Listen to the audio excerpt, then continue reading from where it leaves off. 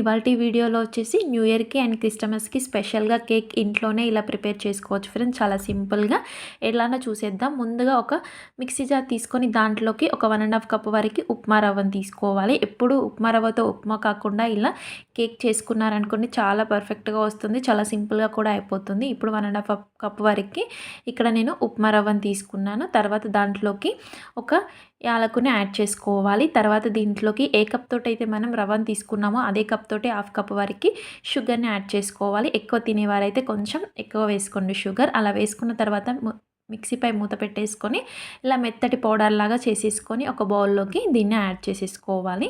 పిండి కన్సిస్టెన్సీ ఈ విధంగా రావాలన్నమాట. ఇలా వచ్చిన తర్వాత ఇప్పుడు 1 టీ స్పూన్ బేకింగ్ పౌడర్, ఒక 1/2 టీ స్పూన్ వరకు బేకింగ్ సోడాను యాడ్ చేసుకోవాలి. తర్వాత దీంట్లోకి ఒక 1 కప్ వరకు పాలను వేసుకోవాలి. తర్వాత దీంట్లోకి 1/2 కప్ వరకు పెరుగును యాడ్ చేసేసుకోవాలి.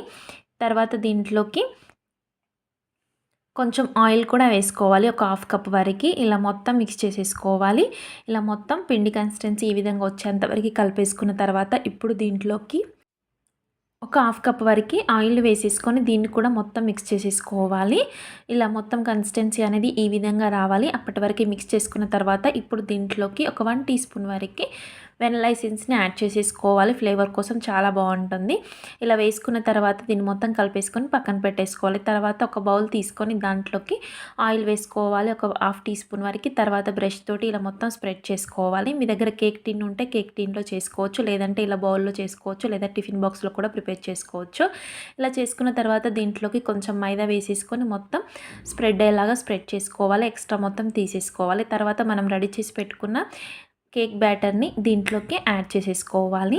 ఇలా వేసేసుకొని దీన్ని 2-3 సార్లు కింది పైకి ట్యాప్ చేసుకోవాలి. మీరు ఎక్స్ట్రా ఏమైనా డెకరేషన్ కోసం దీంట్లోకి బాదం కాజు అలా అయినా, లేకపోతే నేను మాత్రం ఇక్కడ హార్లిక్స్ వేస్తున్నాను అనమాట, కొంచెం కలర్ఫుల్గా ఉండడానికి. పిల్లలు బాగా ఇష్టపడతారు కదా ఇలా ప్రిపేర్ చేస్తే. మీరు ఏవైనా పైన డెకరేషన్ కోసం యూజ్ చేసుకోవచ్చు. తర్వాత దీన్ని 2-3 సార్లు ట్యాప్ చేసేసుకొని ఒక కుక్కర్ స్టవ్ పై పెట్టేసుకొని దానిపైన ఒక బౌల్ పెట్టేసుకొని దానిపైన మనం కేక్ వేసిన గిన్నెని పెట్టుకొని మూత పెట్టేసుకొని విజిల్ అదేవిధంగా బెల్ట్ లేకుండా ఒక 30 మినిట్స్ వరకు దీన్ని బేక్ అవ్వనివ్వాలి. 30 మినిట్స్ తర్వాత మనకి ఈ విధంగా స్టిక్ ప్రెస్ చేస్తే లోపటికి అసలు పిండి అండకుండా ఉంటే మనకి కేక్ చక్కగా బేక్ అయిపోయినట్టు. అలా తీసేసుకున్న తర్వాత దీన్ని మొత్తం పూర్తిగా చల్లారనివ్వాలన్నమాట. అసలు వేడిదనం అనేది ఉండకూడదు. అలా చల్లారే వరకు చల్లార్చుకొని ఇలా సైడ్స్ ఎడ్జెస్ని చాక్ తోటి అనుకున్న తర్వాత ఈజీగా వచ్చేస్తుంది. మనకి ఫుల్గా చల్లారిపోతే ఈజీగా వచ్చేస్తుంది. మనం పైన ఇక్కడ హార్లిక్స్ వేసాం కాబట్టి కొంచెం పొరలాగా వెళ్ళిపోయిందనమాట కిందికి. ఇలా తీసేటప్పుడు వెళ్ళిపోయింది, పర్లేదు. మనం దీనిపైన ఒక లేయర్ తీసేసుకొని డెకరేషన్ చేసుకోవచ్చు, చాలా బాగుంటుంది. ఇలా చాక్ తోటి లేయర్ తీసుకోవచ్చు అనమాట, లేదంటే ఇలా అయినా చేసేసుకోవచ్చు. నేను ఇక్కడ కట్ చేసి చూపిస్తాను అనమాట. ఎంత ఫ్లఫీగా వచ్చిందో, చాలా బాగా వచ్చిందనమాట. మనం ఇంట్లో ఉండే వస్తువులతోటి చాలా ఈజీగా కేక్ అనేది ప్రిపేర్ చేసుకోవచ్చు. చూసారు కదా ఎంత ఫ్లఫీగా వచ్చిందో. పిల్లలు కూడా చాలా ఇష్టపడతారు. Thank you for watching friends.